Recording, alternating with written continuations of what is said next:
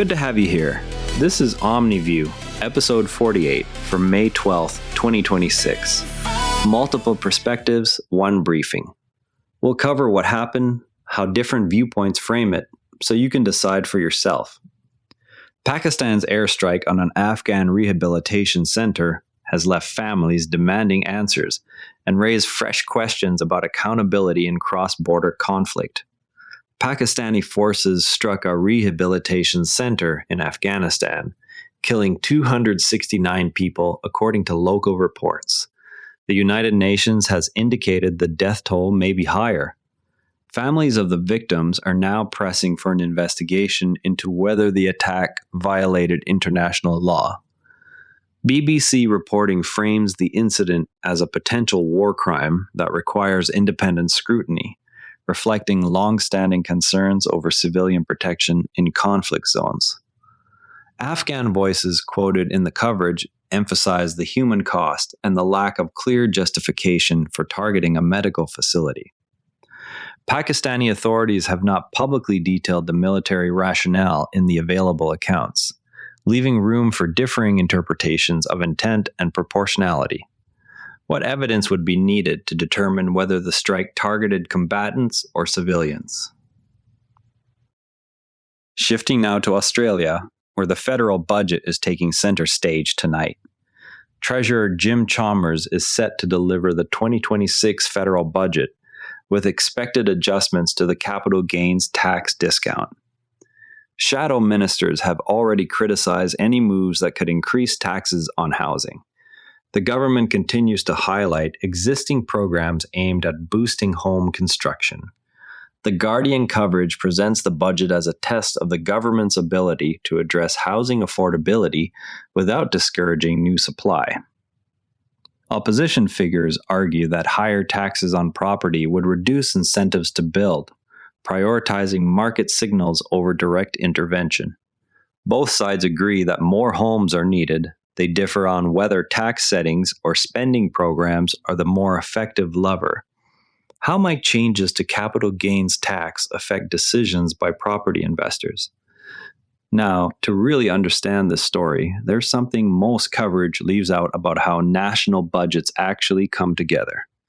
In parliamentary systems such as Australia's, the Treasurer works with the Treasury Department and other ministries to reconcile revenue forecasts, spending requests, and policy priorities months before the speech. The final document must also align with the government's legislative timetable and coalition agreements. This preparation phase determines which measures can be announced immediately and which require later parliamentary approval or state cooperation. Next time you hear announcements about tax changes or new spending, ask yourself which parts were shaped by earlier negotiations and which ones still need parliamentary approval to take effect. Meanwhile, the situation on the front lines in Ukraine continues to highlight the strains of prolonged conflict. Ukrainian soldiers on the front lines are facing sharply reduced food supplies, with some units relying on drone-dropped rations. Photographs show emaciated troops, and similar shortages are reported among Russian forces. The situation highlights the logistical strain of prolonged fighting. Al Jazeera's account stresses the human toll on Ukrainian defenders and draws attention to the broader collapse of regular supply lines.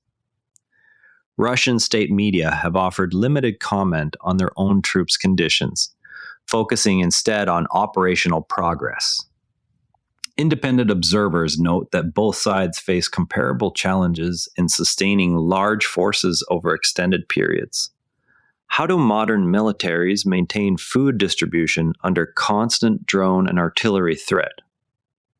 Turning to international business ties, 17 American executives are preparing to travel with President Trump to China.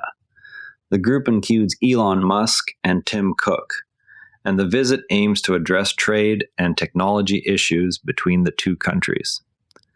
No specific agenda items have been released yet. BBC reporting presents the delegation as a signal that major U.S. firms want stable commercial ties despite political tensions. Chinese state outlets have welcomed the inclusion of business voices, viewing it as recognition of mutual economic interests.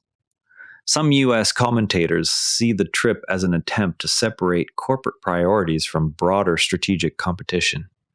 What incentives do technology and manufacturing CEOs have to maintain access to the Chinese market? Airlines are also watching developments that could affect summer travel.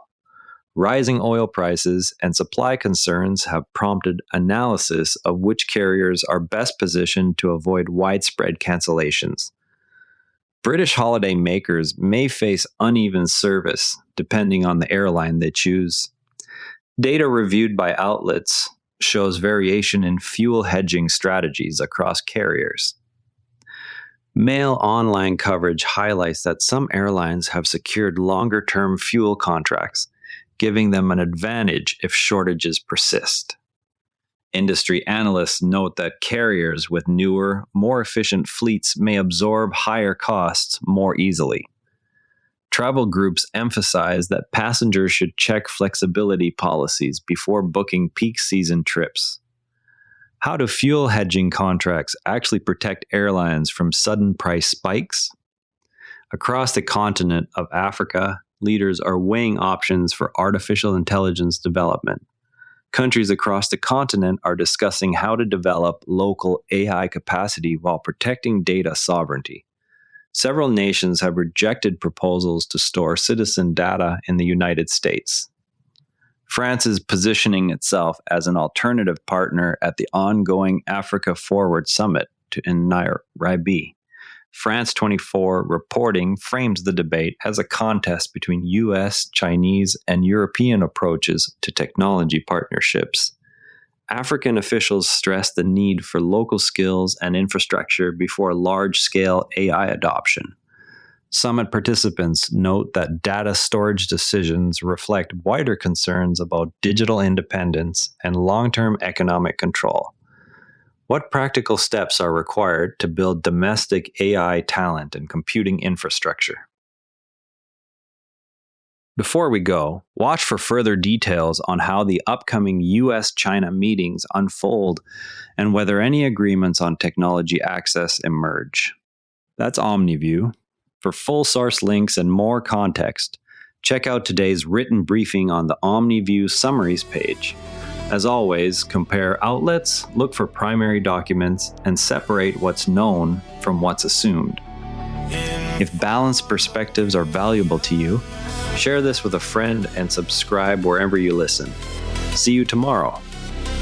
This episode used AI voice synthesis. Of my voice, editorial selection and analysis are my own.